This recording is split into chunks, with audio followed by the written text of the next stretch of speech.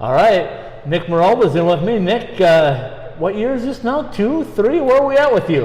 This is my second year. Second year. I remember seeing you as a freshman coming up from Florida to play at Grand Canyon University. Tell everybody what brought you to Grand Canyon and what attracted you to this program. Well, I first came out, I took the Discover trip out to GCU. I did a main camp out here in April.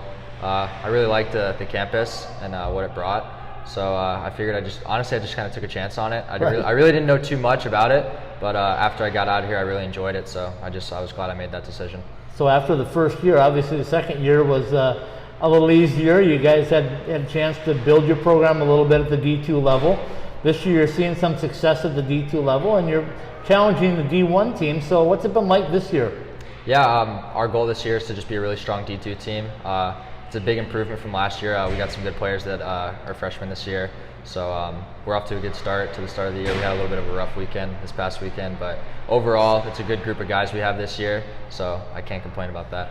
You know, I know your coach wants to play better competition because he believes in the fact that the better competition you play, the better you're going to be. Yep. And you guys started off with ASU and you got a win in a shootout, right? What was that like to beat a D1 team so early in the season? That was a huge win for us. We didn't beat ASU last year, or I don't know if they even played them their first year of having a program. So that was really big. I know that meant a lot to coach as well. So I know the guys were really happy to get that win against them. We beat U of A the year before. Yep. So they were the only club D1 team that we haven't beat in state yet. So that was a big win. And then you took the step up, which I call in D2. You beat Goliath, right? You went up to NAU and you beat them on their home ice in the sweep on the weekend series. What was that like? I like that a lot. That was huge for us. That's a tough rink to play at up in Flagstaff.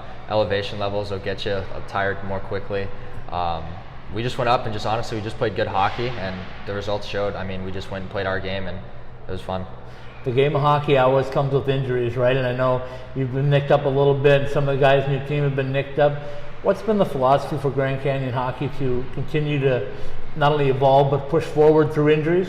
Just keep battling adversity. You know, there's going to be injuries throughout the year, so we know we have a group of guys that whoever we have out on the ice can get the job done. So if they're in the lineup or out of the lineup, we know we have a chance to win. So we just got to play through it if we're dealing with injuries or anything like that.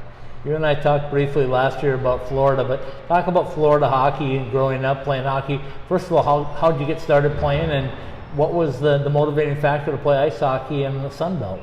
Well, I originally started with roller hockey. Yeah. I actually do still play roller hockey. I played over the summer in a national tournament for roller hockey. So nice. I just kind of transitioned to ice from there, and I just continued to play out through high school. I played U16, U18 ice, and just kind of kept with it. I really like both, so it was a good transition. What's the competition like down there at the high school level?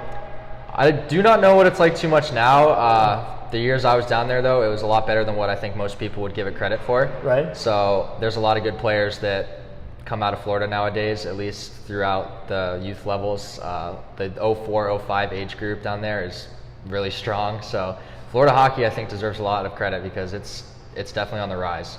So for people that don't know Grand Canyon University and the spirit of that university, how has it overtaken you at the Havocs? Everything you guys do athletic-wise, you have support, right? Yeah.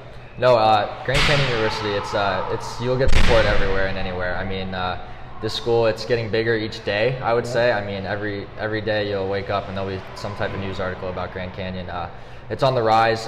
You only hear good things about it. I only experience good things about it, so they can't say much more about it. So you got a couple more years left there. What's going to be the degree? What do you want to do when you're done? I'm in a communications major right now with a sports management minor. Okay. So I'm not too sure exactly what I want to do. Something maybe in sales, maybe. But I'm just kind of playing it by ear and just trying to see what's out there. So let's wrap things up by you telling me how big of an impact you think Grand Canyon, your first 2 years at Grand Canyon, is for the total evolution of this program. I mean, everybody wants to see it go to the NCAA level at some point. There's steps in the process, but how do you feel as one of the guys that has seen this program from the start? Well, coming in last year, I really had no expectations of this program. It was kind of a shot in the dark. It's only gone upward since I've arrived from day one. So with that being said, I mean, the future is just endless. I mean, this program can go a long way, and I hope to see it go a long way past the time I'm here. So when I'm here, I just try and make it to be the best program that I can be to have it move forward.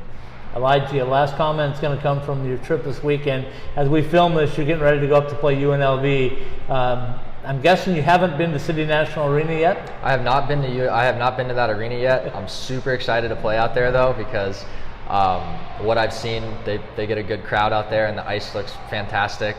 Golden Knights practice on there, so I actually used to live with a kid that's playing on UNLV currently, so okay. I'm excited to go out there and play those guys. So you're going to be a part of what we're calling Hockey Week in Vegas. I don't know if you're aware of what's going on there. Golden Knights have 2 home games this week. The University of North Dakota and the University of Minnesota are playing an NCAA game at the Orleans Arena. You guys are playing 2 games against UNLV. There's a semi-pro team that's coming into play next weekend there. Vegas is becoming a hockey hotbed. Did you think that when you came to Phoenix that you were going to see that kind of growth? I had no idea, but honestly, they've just taken it and they've just ran with it. So big shout out to Vegas for doing that. And I have to make a comment. Tampa Bay is coming into Vegas on Friday. If I had an off day, I'd be going there because I'm a huge Lightning fan, but unfortunately I won't get a chance to do that. But I hope that's Vegas is huge hockey town now, and give them all the credit. Nick, appreciate your time. Good luck this weekend. Good luck the rest of the season. Thank you. I appreciate it.